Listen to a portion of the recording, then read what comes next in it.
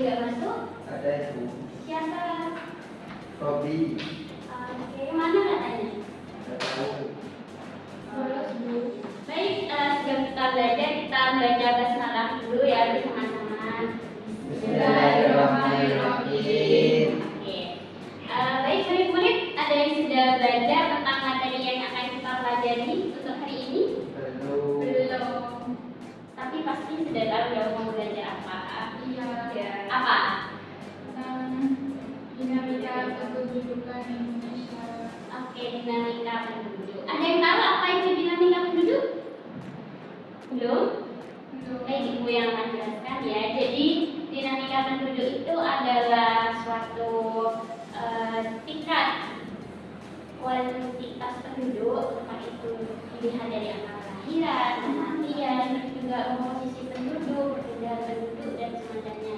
Jadi di sini kita akan tahu nih bagaimana jumlah penduduk di Indonesia, bagaimana tingkat penduduk di Indonesia, terus mobilitas penduduknya bagaimana, kepadatan penduduknya bagaimana, seperti itu. Nah, itu adalah tujuan dari materi yang kita pelajari pada pagi hari ini. Sebelumnya, coba dibuka dulu bukunya. Di situ ada bacaan yang berjudul dinamika penduduk ya. Sambil dibaca dulu, Ibu kasih waktu 10 menit. Baik, apakah sudah selesai bacanya? Sudah ya. Jadi di situ setelah kalian membaca, Ibu ada sebuah cerita naratif terkait dinamika penduduk di Indonesia. Nah, ceritanya itu seperti ini. Di daerah Ibu ada sebuah tradisi yang namanya tradisi timbangan. Nah, ini biasanya dilaksanakan untuk nyelamatin atau ajang tasyakuran dari bayi yang baru lahir, seperti itu. Acaranya itu biasanya meriah. Bayinya itu dibawa keliling, kan ada undangan yang hadir tuh buat tasyakuran. Terus nanti bayinya kayak dikasih wadah yang bentuk perahu atau yang ada bunga-bunganya. Intinya dibacain sholawat seperti itu. Nanti bayi itu akan dibawa untuk berdiri dan didoakan. Nah, tradisinya itu sangat menarik ya tentunya, dan merupakan suatu tradisi yang baik. Nah, akhirnya ada masyarakat yang berpikiran, wah, kayaknya seru nih kalau dilanjutin tradisi seperti ini, kalau diadain tiap tahun. Akhirnya mereka itu berpikiran, kalau punya banyak anak, kita bisa melaksanakan tradisi ini terus, bisa dilestarikan dan diturunkan semacamnya. Namun, jika kita sadar, tradisi ini itu kalau misalnya digunakan untuk ajang pamer atau ajang hanya untuk seru-seruan, kita itu bisa nambah dinamika penduduk dan membuat kepadatan seperti itu ya. Dan karena itu kita harus bisa meningkatkan kesadaran masyarakat bahwasanya ajang tradisi ini hanya tasyakuran saja atas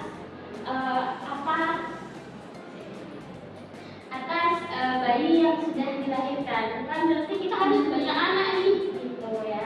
Karena ketika banyak anak satu keluarga misalnya punya 10 anak itu akan menimbulkan yang namanya kepadatan penduduk dan akan berpengaruh terhadap dinamika penduduk yang ada di Indonesia seperti itu. Oke, selanjutnya Ibu ada beberapa soal untuk kalian. Tapi sebelum mengerjakan soal, kita bentuk kelompok dulu ya, untuk sambil diskusi terkait materi yang sudah dipelajari tadi. Oke, silakan bentuk kelompok ya. Dan di situ dibuka di halaman 69 ada beberapa soal yang harus kalian kerjakan. Oke?